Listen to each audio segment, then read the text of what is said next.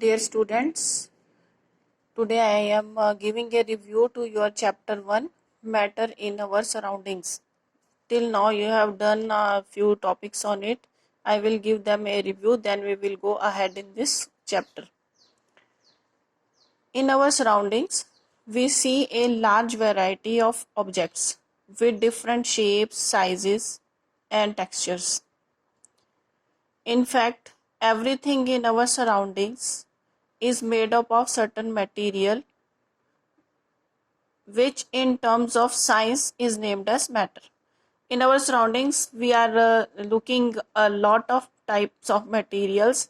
These materials in terms of science is known as matter. What type of these matter is? The air, the food, the stones, clouds, stars, plants, animals, everything is matter. Now what is matter? Matter can be seen, tasted, smelled or felt. It is clear from here. Matter can be seen, tasted, smelled or felt. Matter can neither be created nor destroyed. It can only be changed from one form to another. Matter can be classified into two types on the basis of physical and chemical properties. On the basis of physical and chemical properties, matter can be classified into two types. Now in this chapter we will study about the physical properties of matter. What is matter?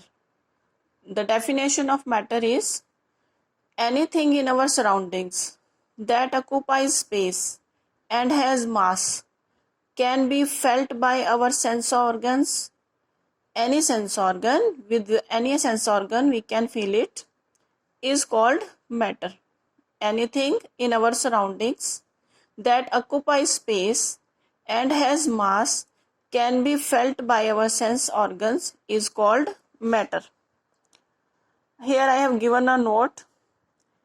In early Indian philosophers classified matter into 5 basic elements called Panchtattva.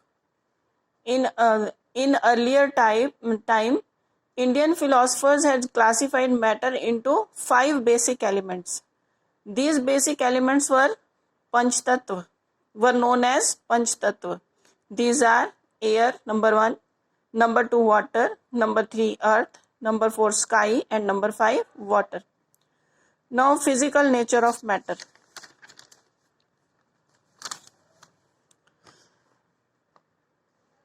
To explain the physical nature of matter,